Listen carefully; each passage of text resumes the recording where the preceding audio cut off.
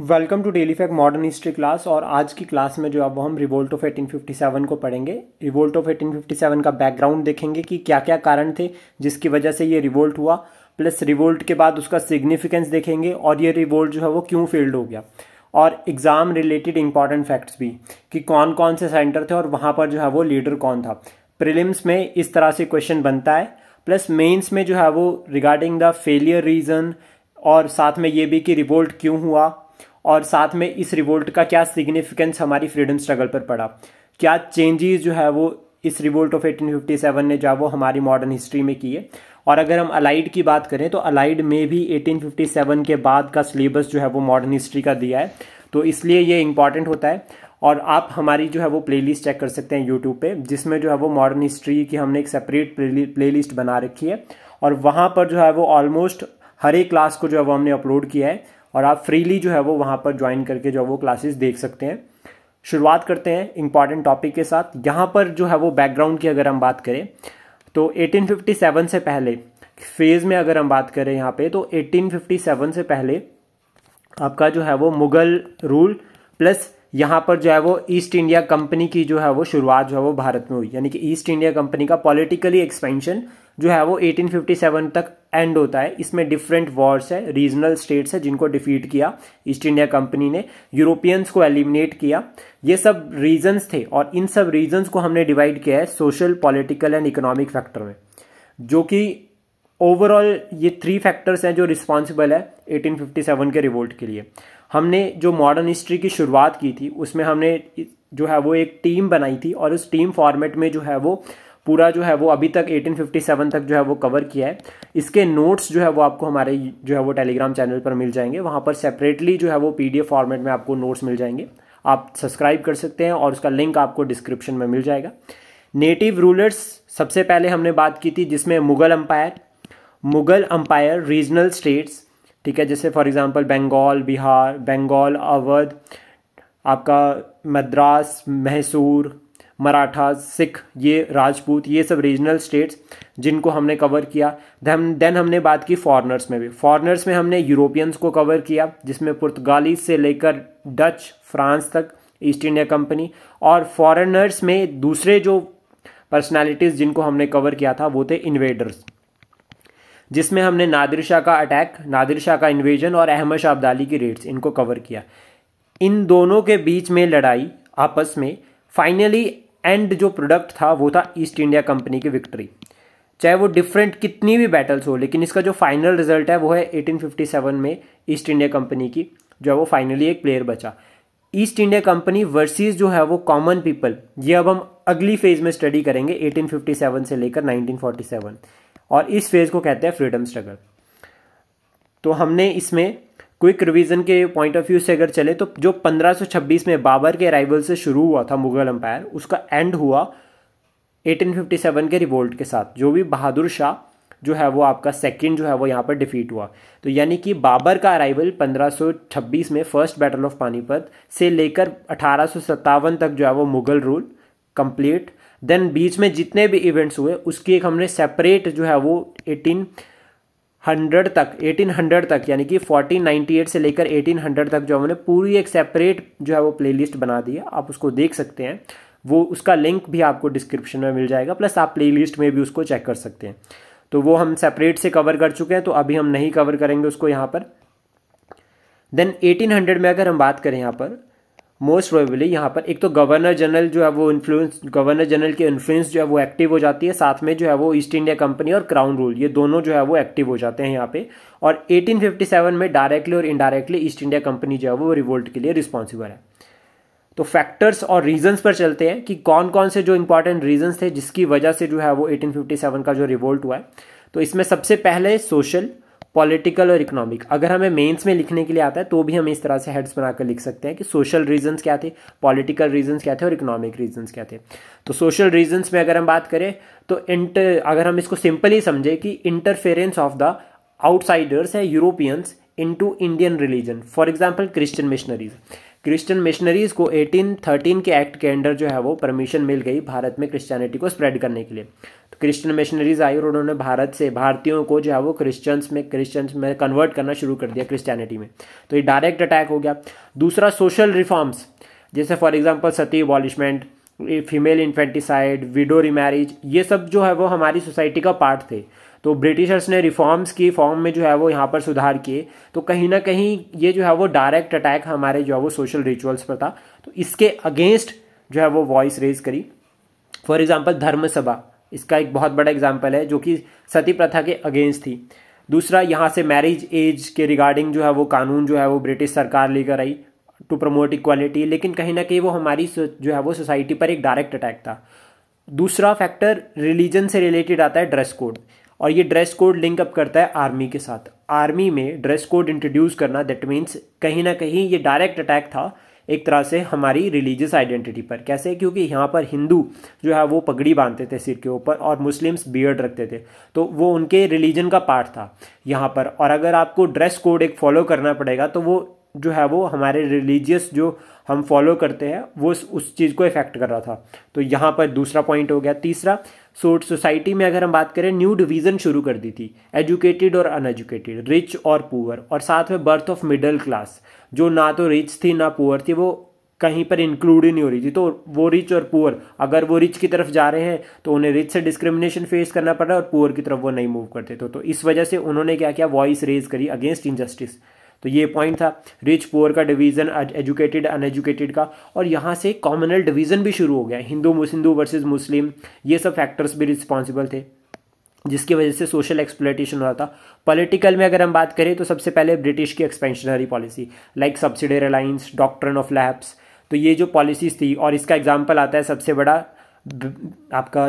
Example आता है वो मिस गवर्नमेंट के चार्जेस अवध के लिए। अवध से ही सोल्जर्स जो है वो ब्रिटिश आर्मी में सबसे ज़्यादा थे और अवध पर ही जो है वो क्या था, हमने जो है वो मिस गवर्नमेंट का चार्ज लगाया। तो ये जो है वो अवध का एनेक्सेशन जो है वो ट्रिगरिंग पॉइंट था, one of the triggering point for the revolt of 1857। दूसरा, मिलिट्री क्राइसिस, रिफॉर्म्स थे, लेकिन यहाँ पर जो है वो जैसा फॉर एग्जाम्पल कि अगर कोई इंडियन दरोगा भी है तो उसको जो है वो अगर एक ब्रिटिश सोल्जर है, नॉर्मल सोल्जर, और इंडियन दरोगा, तो वो ब्रिटिश सोल्जर का जो पोजीशन थी वो सुपीरियर मानी जाती थी। हालांकि वो रैंक वाइज कम था, लेकिन फिर भी यहाँ पर जो है वो जो एक ब्रिटिश जो सोल्जर्स थे उनको प्रमोट किया जाता था, उन्हें ही जो है वो कहीं ना कहीं जो है वो ज़्यादा जो है वो रिस्पेक्ट दी जाती। तो इसकी वजह से जो है वो मिलिट्री में जो है वो डिस्क्रिमिनेशन था। पॉलिटिकल एक्सपेंशन हो गया, ठीक है, डिफरेंट पॉलिसीज के थ्रू, तो ये फैक्टर भी था। तीसरा, इकोनॉमिक में अगर हम बात करें तो drain of wealth, directors, court of directors और बोर्ड ऑफ कंट्रोल की सैलरी कहाँ से पे की जाएगी, इंडियन रेवेन्यू से। तो इसका एग्जांपल है ड्रेन ऑफ वेल्थ। दूसरा, यहाँ से जो है वो पैसा बाहर जा रहा है, ठीक है, यहाँ से भारत का पैसा कहीं और इन्वेस्ट हो रहा है, तो ये भी ड्रेन ऑफ वेल्थ में अंडर आता है, जिसका रेवेन्यू बर्डन जो है वो किसके ऊपर पड़ा, कॉमन पीपल के ऊपर, यानी कि पीजेंट्स के ऊपर टैक्स बर्डन। साथ में क्राइसिस इन एग्रीकल्चर, ब्रिटिशर्स ने मोर फोकस किया रेवेन्यू कलेक्शन पे rather than reforms in administration. For example zamindari system के अंडर 89% ब्रिटिशर्स को चाहिए फ्रॉम जमींदार कैसे भी। अब जमींदार अगर नहीं पे कर पा रहा है तो उसकी ज़मींदारी चली जाएगी। तो वो ज़मींदारी के लॉस के चक्कर में वो मैक्सिमम जितना ज़्यादा हो सके पीजेंट से कलेक्ट कर रहा था ताकि अपनी ज़मींदारी को बचा सके। इसका डायरेक्ट इफेक्ट पीजेंट के ऊपर पड़ा। और अगर क्रॉप फेलियर है, मॉनसून अच्छा नहीं हुआ, तो उस केस में जो है वो पीजेंट भी अनेबल टू पे, पीजेंट नहीं पे कर पाएगा। तो फाइनली यहाँ पर जो है वो मनी लेंडर्स भी एक्टिव होते हैं कि वो उधार, पीजेंट्स क्या करते हैं, उधार लेते हैं। और उधार लेने की वजह से जो है वो यहाँ पर जो है वो मोर देन जो है वो वनरेबल कंडीशंस बन जाती है। उसके बाद दूसरा, स्टैग्नेशन। अगर आप रिफॉर्म्स एग्रीकल्चर में नहीं कर रहे हो, एग्रीकल्चर की तरफ ध्यान नहीं दे रहे हो, ठीक है, तो उससे क्या है, स्टैग्नेशन आ जाएगी एग्रीकल्चर में। और फाइनली ये भी कंट्रीब्यूट करता है फेमाइंस की तरफ। और फेमाइंस जो है वो 18 सेंचुरी में अगर हम बात करें, यहाँ पर बहुत फेमाइंस हुई और ब्रिटिशर्स ने जो है वो उन्हें इग्नोर किया। तो ये भी वन ऑफ द रीज़न है। दूसरा, यहाँ से प्रेशर ऑन लैंड का मतलब ये हो गया कि अदर सेक्टर्स। पहले क्या होता था, जब east India company raw material लेकर जाती थी तो उसे ब्रिटेन में बनाकर अदर कंट्रीज़ में बेचती थी, अदर कॉलोनीज़ में बेचती थी। लेकिन 19वीं सेंचुरी में क्या हुआ कि जो गुड्स बनने शुरू हुए वो भारत में आकर बिकने शुरू हुए, यानी कि भारत अब फिनिश्ड गुड की मार्केट भी बन गया। तो जिससे यहाँ पर जो लोकल इंडस्ट्रीज थी उस पर इफेक्ट पड़ा और उनका जो है वो क्या होना शुरू हुआ, यहाँ से ख़त्म होने शुरू हुए, जिसकी वजह से डी इंडस्ट्रियलाइजेशन जो यहाँ पर हुई, यहाँ पर अनएम्प्लॉयमेंट रेज्ड हुई और ये अनएम्प्लॉयड पीपल भी जो है वो कहाँ की तरफ शिफ्ट हो गए, एग्रीकल्चर की तरफ। जब ये लोग एग्रीकल्चर की तरफ शिफ्ट हुए तो इससे एग्रीकल्चर पर और प्रेशर बढ़ गया। आप रिफॉर्म्स तो नहीं कर रहे हो, प्लस साथ में एग्रीकल्चर के ऊपर प्रेशर पड़ रहा है, तो इससे और क्राइसिस जो है वो अगर हम बात करें अगेरियन इकोनॉमी में तो वो राइज होते हैं, और जो कि कहीं ना कहीं जो है वो डायरेक्टली इनडायरेक्टली कंट्रीब्यूट करते हैं 1857 के रिवोल्ट के लिए। अब उसके बाद बात करते हैं कि ट्रिगरिंग पॉइंट, कि चलो ये तो ठीक है, ये तो फेज्ड मैनर में हो रहा था और छोटे छोटे रिवोल्ट्स भी हो रहे थे जो 1857 से पहले अगर हम बात करें regarding the ज़मींदारी crisis, revenue crisis, ठीक है, फेमाइन, इसके रिगार्डिंग छोटे छोटे क्राइसिस हो रहे थे, रिलीजियस टैक्स के अगेंस्ट क्राइसिस हो रहे थे। लेकिन जो ट्रिगर पॉइंट था इसमें वो था कि यहाँ पर एक ब्राउन बेस गन्स थी जो पहले यूज़ की जाती थी, उसको रिप्लेस कर दिया न्यू एनफील्ड राइफल्स के साथ। और ऐसा जो है वो रॉमर जो है वो स्प्रेड हो गया कि इसमें जो कार्टेज यूज़ होते हैं वो एक तो या तो पिग की फैट से बने हैं या काउ फैट से। अब पिग और कैट बोथ जो है वो कहीं ना कहीं अगर हम हिंदू और मुस्लिम्स दोनों में बात करें तो काउ हिंदूज में और पिग जो है वो मुस्लिम्स में एक तरह से होली प्लेस जो है वो इनके लिए है। That means direct attack on religion. तो जो सोल्जर्स थे, इंडियन सिपाहीज थे, उन्होंने इसको यूज़ करने से मना कर दिया। और इसमें एक इंपॉर्टेंट पर्सनैलिटी आते हैं मंगल पांडे, जो लिंकअप करते हैं बैरकपुर से। 29 मार्च को ये क्या करते हैं, बैरकपुर में अपने ही सुपीरियर को जो है वो गोली मार देते हैं। जब ये गोली मार देते हैं उनको तो यहाँ पर जो है वो मंगल पांडे को सस्पेंड कर दिया जाता है और उन्हें जो है वो पनिशमेंट मिलती है, कोर्ट मार्शल उनका होता है और उनको फांसी दे दी जाती है। इसके बाद अब एक इंडियन सिपाही को फांसी दे दी गई। दैट मीन्स अदर जो है वो जो यूनिट्स थी उसमें क्या मैसेज जाएगा कि विद्रोह का मैसेज एकदम से स्प्रेड होगा। तो होता क्या है यहाँ पे कि 10 मई में मेरठ में सिपाहीज क्या करते हैं, जो है वो ये रूल्स और रेगुलेशन उनको ब्रोक आउट करते हैं और अपने सुपीरियर जो उस टाइम पे, या अगर हम यहाँ पर बात करें कि जो जनरल हीविट यहाँ पर जो थे कमांडिंग ऑफिसर, उनको जो है वो डिफीट करके जो है वो मार्च करते हैं दिल्ली की तरफ। और 12 मई को जो है वो जो रेबेलियन ये ग्रुप था सिपाहीज का, ये दिल्ली को सीज करते हैं और यहाँ पर डिक्लेयर कर देते हैं जो दिल्ली के उस टाइम पे एम्परर थे बहादुर शाह सेकंड, उनको रिवोल्ट का लीडर। और दिल्ली में जो जनरल बख्त खान थे वो कमांड संभालते हैं इन रेबेलियन ग्रुप्स की। यहाँ से रिवोल्ट जो वो स्प्रेड होता है अदर रीजन्स में, लखनऊ, बरेली, कानपुर, इलाहाबाद, बनारस, झांसी और बिहार, यानी कि ऑलमोस्ट नॉर्थ इंडिया के जो है वो नॉर्थ वेस्ट, नॉर्थ और नॉर्थ में भी कौन सा, बिहार, यूपी वाले रीजन और मोस्ट प्रोबेबली नॉर्दर्न एमपी, जो ये वाला रीजन था, यहाँ पर जो है वो मोस्ट, यहाँ पर जो वो सेंटर्स थे रिवोल्ट के, इंपॉर्टेंट सेंटर्स बहुत इंपॉर्टेंट है। देन उसके बाद कॉजेज फॉर द डिक्लाइन और फेलियर, कि ये जो रिवोल्ट के सेंटर थे स्प्रेड हुआ तो ये क्यों डिक्लाइन हो गया। ऑलमोस्ट जो है ये डिक्लाइन के फैक्टर्स जो है वो सेंटर के जो इंपॉर्टेंट सेंटर्स के बाद कवर होते हैं, लेकिन हम इन्हें पहले कवर करेंगे क्योंकि सेंटर जो है कौन कौन लीडर था वो प्रीलिम्स के लिए बहुत इंपॉर्टेंट है। तो सबसे पहला फैक्टर है कि ये डिक्लाइन क्यों हुआ, तो ये लोकली ऑर्गेनाइज था। यानी कि जैसे अगर हम रीजन सेंटर की बात करें, बरेली, कानपुर, इलाहाबाद, तो ये छोटे छोटे सेंटर्स थे और यहाँ पर जो है वो ये लोकलाइज थे। प्लस इसमें कोई यूनिटी, आपस में एक कोऑर्डिनेशन नहीं था, एक कॉमन रीजन नहीं था, कॉमन एनिमी था लेकिन कॉमन रीजन नहीं था, सबके अलग इंटरेस्ट थे। वो इंटरेस्ट हम अभी आगे कवर करेंगे। यहाँ पर दूसरा कि रिवोल्ट ऑफ 1857 को सभी ने सपोर्ट नहीं किया। बहुत सारे प्रिंसली स्टेट ऐसे थे जिन्होंने ब्रिटिशर्स को सपोर्ट किया। फॉर एग्जांपल हिली रूलर्स, तो अगर हम हिली रूलर्स की बात करें तो उन्होंने जो है वो सपोर्ट किया ब्रिटिशर्स को।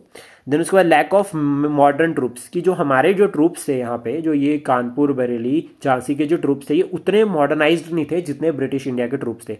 और दूसरा, ब्रिटिश जो आर्मी थी वो वेल डिसिप्लिन्ड और वेल ऑर्गेनाइज थी कि एक दूसरे को सपोर्ट करने के लिए, फॉर एग्जांपल रीइंफोर्स करने के लिए से एक यूनिट गई, फिर दूसरी यूनिट आ जाती थी, तीसरी यूनिट, तो ये रिप्लेसमेंट बहुत जल्दी होती थी। दूसरा, इनके कमांडिंग ऑफिसर, और not only first second rank but almost 4th rank तक जो है वो उनके पास ब्रिलियंट कमांडिंग लीडर थे। हमारे पास भी कमांडिंग लीडर्स बहुत अच्छे थे, फॉर एग्जांपल तांत्या टोपे, नाना साहिब, रानी लक्ष्मीबाई, लेकिन सिर्फ फ्रंट लाइन हमारे पास जो है वो अच्छे थे। सेकंड पे उनको बैकअप करने के लिए उतने अच्छे हमारे पास जो है वो ऑफिसर्स या कमांडिंग लीडर्स नहीं थे।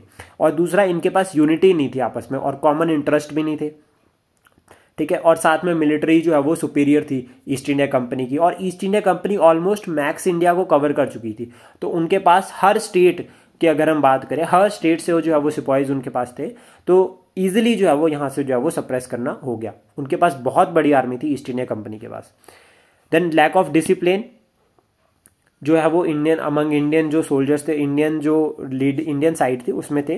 देन मेन सेंटर्स की अगर हम बात करें तो तुलसीपुर, यहां से डायरेक्ट पूछा जाता है कि कौन से सेंटर से कौन बिलोंग कर रहे हैं। मैच द फॉलोइंग में भी क्वेश्चन बन सकता है। तो तुलसीपुर से जो थी वो थी रानी ईश्वरी कुमारी देवी, और इनका रीजन क्या था कि ये अपने हस्बैंड को जो है वो फ्री करवाना चाहते थे, जिसे जो है वो ब्रिटिश फोर्सेस ने कैप्चर कर लिया था।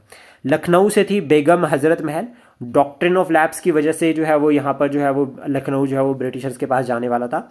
Same in case of Jhansi, Jhansi से थी रानी लक्ष्मीबाई, और जो बाल गंगाधर तिलक थे उनकी डेथ के बाद, सॉरी हाँ उनकी डेथ के, सॉरी बाल गंगाधर तिलक नहीं होंगे यहाँ पे, जो इनके हस्बैंड थे गंगाधर राव, उनकी डेथ के बाद जो है वो यहाँ पर जो है वो ये जो है वो झांसी जो है वो डॉक्ट्रिन ऑफ लैप्स, क्योंकि इनका कोई उत्तराधिकारी नहीं था, दत्तक पुत्र इनके पास था दामोदर, लेकिन उस केस में क्या है यहाँ पे रानी लक्ष्मीबाई जो है वो अपनी झांसी के लिए लड़ती है, और फाइनली 1858 में वो शहीद भी हो जाते हैं यहाँ पे। देन फैज़ाबाद से जो है वो मौलवी अब्दुल्ला, और इनका जो रीज़न था वो था टैक्स ऑन रिलीजियस एक्टिविटीज़, कि जो रिलीजियस एक्टिविटीज़ के ऊपर टैक्स लगाया जा रहा है उसके अगेंस्ट इन्होंने वॉइस रेज की थी। और आरा से थे कंवर सिंह, कंवर सिंह जो थे वो ज़मींदार थे और ज़मींदारी राइट से रिलेटेड जो है वो उन्होंने जो है वो रिवोल्ट किया था।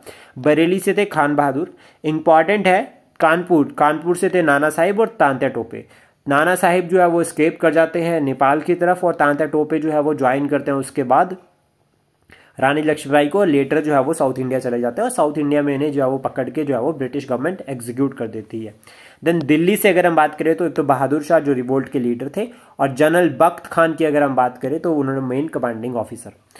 इसके बाद यहाँ पर ब्रिटिश का एक्शन, कि ये तो चलो इंडियन साइड थी कि इंडियंस ने रिवोल्ट किया, आपका 12 मई पर दिल्ली सीज किया, 29 मार्च को बैरकपुर में हुआ, 10 मई को आपका जो मेरठ में जो है वो मिटनी जो है वो रिवोल्ट की शुरुआत हुई।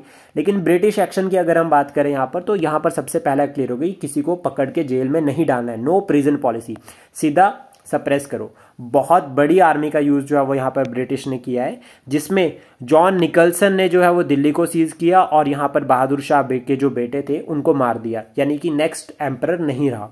और साथ में जो बहादुर शाह सेकंड थे उनको डिपोर्ट कर दिया रंगून, और 1862 में जो है वो उनकी वहाँ पर जो है वो डेथ हो जाती है। उसके बाद यहाँ पर कॉलिन कैंपबेल की अगर हम बात करें तो इन्होंने कानपुर को कैप्चर किया 1857 में। सर ह्यूज रोज ने जो है वो झांसी को कैप्चर किया 1858 में, और झांसी रानी लक्ष्मीबाई ने जो है वो बहुत चैलेंज किया ईस्ट इंडिया कंपनी को यहाँ पे, और कॉलोनियल नील ने जो है वो बनारस को कंट्रोल किया। तो ये 4 पर्सनैलिटीज है, इनके नाम याद रखनी जरूरी है अलॉन्ग विद इंडियंस। देन इसके बाद अगर हम बात करें सिग्निफिकेंस की, कि जो ये 1857 का रिवोल्ट है इसका सिग्निफिकेंस क्या रहता है, तो उसमें सबसे पहला तो यहाँ पर हिंदू मुस्लिम यूनिटी का कंसेप्ट देखा गया है। दूसरा यहाँ पर वुमेन पार्टिसिपेशन देखा गया है। तीसरा यहाँ पर कि इसका एंड जब होता है तो यहाँ से रूल ऑफ लॉ की शुरुआत होती है, और इसका जो एग्जाम्पल है वो है 1858 का गुड गवर्नेंस एक्ट। देन उसके बाद कॉमन वन इंडिया, कि गुड गवर्नेंस एक्ट मतलब overall nation wide one rule of law concept शुरू होता है, तो दैट मीन्स वन नेशन की फीलिंग का यहाँ से शुरुआत होती है, जो कहीं ना कहीं डायरेक्टली और इनडायरेक्टली कंट्रीब्यूट करती है इंडियन नेशनलिज्म में, one of the factor. Then end of the company rule खत्म होता है, और साथ में बर्थ ऑफ नेशनलिज्म, जो हमने नेशनलिज्म यहाँ से स्ट्रगल फॉर्म में देख लिया। और सिग्निफिकेंस में इसके बाद जो प्लेयर्स बचते हैं वो बचते हैं ईस्ट इंडिया कंपनी या फिर क्राउन, ब्रिटिशर्स और कॉमन मैन। और इन कॉमन मैन में हम देखेंगे educated Indians, moderate phase, extremist phase, Gandhian phase जो आगे कवर होगी। सोशल रिफॉर्म्स की फॉर्म में जो है वो यहाँ से स्ट्रगल शुरू होगा और एंड अप होता है 1947 के इंडिपेंडेंट एक्ट के साथ।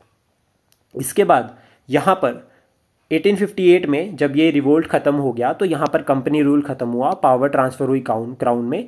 डुअल गवर्नमेंट, जो board of control and court of directors थे, board of control administrative affair देख रहे थे, court of directors commercial affair, ये पूरे कंप्लीट खत्म हुए। साथ में यहाँ पर न्यू सेक्रेटरी ऑफ स्टेट बनाया गया जो ब्रिटिश एमपी था, और ये जो एमपी था मतलब क्राउन में, ये जो है वो क्राउन को असिस्ट करता था ब्रिटिश पार्लियामेंट में जो रिगार्डिंग द इंडियन अफेयर। साथ में वॉइस रॉय जो है वो अपॉइंटमेंट हुई यहाँ पर, वॉइस रॉय, और फर्स्ट वॉइस रॉय जो थे वो थे लॉर्ड कैनिन। इसके बाद जो इंपॉर्टेंट है वो है कि वीडी सावरकर ने कहा है, describe the revolt as first war of the national independence, जो है मतलब दैट मीन्स कि ये जो है वो first war of Indian independence जो है वो 1857 के रिवोल्ट को कहा है वीडी सावरकर ने। ये भी एग्जाम में पूछा जा सकता है कि किसने सबसे पहले कहा था। और जो बुक थी वो थी the Indian war of independence, publish कहाँ हुई थी, ये लंदन में। तो ये इंपॉर्टेंट है रिवोल्ट ऑफ 1857 के रिगार्डिंग। आई होप हमारा ये इनिशिएटिव आपको अच्छा लगा हो। Please support, share and subscribe daily fact, और फर्दर अपडेट जो है वो आपको हमारे चैनल पर मिल जाएंगे, तो please subscribe daily fact. Thank you for today.